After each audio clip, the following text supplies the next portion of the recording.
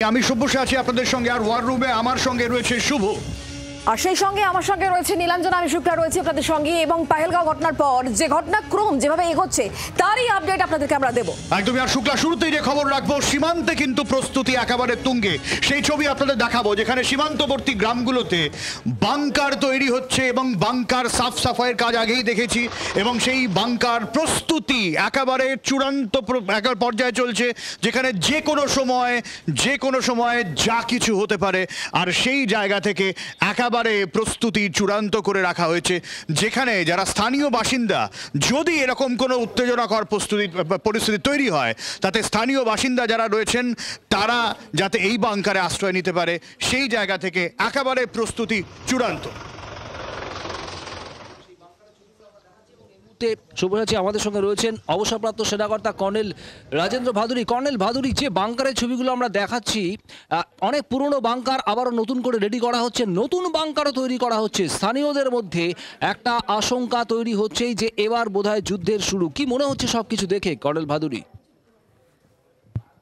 দেখুন, এই প্রোটেক্টিভ বাংকারসগুলো তো আগের থেকেও বানানো আছে, নতুন বানাতে হবে কারণ পপুলেশন বেড়ে গেছে। কিন্তু একটা জিনিস মনে রাখতে হবে যে যখন অ্যাকচুয়াল ফুল ফ্লেজেড ওয়ার যখন শুরু হয়, তখন কিন্তু গ্রামের লোকেরা নিজের গ্রামে থাকে না, ওরা ওই বাংকারের মধ্যে বসে থাকে না। এদেরকে সবাইকে ইভ্যাকুয়েট করে নিয়ে রেয়ার এরিয়াজে পাঠিয়ে দেওয়া হয়। আর ওই সব area, forward area army occupy করে, আর second line of defence BSF occupy করে। তো এটা একটা অনগোয়িং প্রসিজার। আগে গ্রামের লোকেরা নিজেদের বাংকারগুলোকে তৈরি করবে, যতদিন ওই বাংকারের মধ্যে থাকতে হবে থাকবে।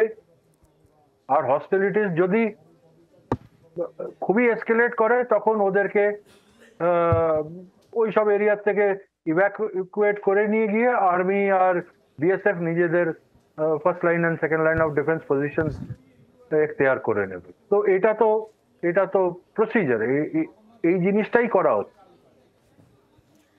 কর্নেল ভাদুরী, আপনি আপনাদের সঙ্গে থাকুন, এবং এরই মধ্যে আপনাদেরকে আমরা জানিয়ে রাখবো যে এই যে পরিস্থিতি পেহেলগাঁও ঘটনার পর দেখা যাচ্ছে যে বারবার পাকিস্তানের তরফ থেকে বিনা প্ররোচনায় গুলি চালানো হচ্ছে। আর এবার আখনুর সেক্টর, সেখানে পাক সেনা তরফ থেকে বারবার গুলি বর্ষণ করা হচ্ছে, এবং ভারতীয় সেনা তার পাল্টা জবাব দিচ্ছে। গতকাল পুঞ্চের ছবি দেখিয়েছি আপনাদেরকে, সেখানে বারবার করে পাকিস্তান বিনা প্ররোচনায় গুলি চালাচ্ছে। এবার আখনুর সেক্টর পেহেলগাঁও ঘটনার পর নিয়ন্ত্রণ রেখা বারবার করে উত্তপ্ত হচ্ছে, বারবার গোলাগুলি বর্ষণ চলছে পাকিস্তানের তরফ থেকে। পাকিস্তানের সেনা বিনা প্ররোচনায় এভাবেই কিন্তু গোলাগুলি বর্ষণ করছে, এবং যার পাল্টা জবাব দেওয়া হচ্ছে ভারতের তরফ থেকে।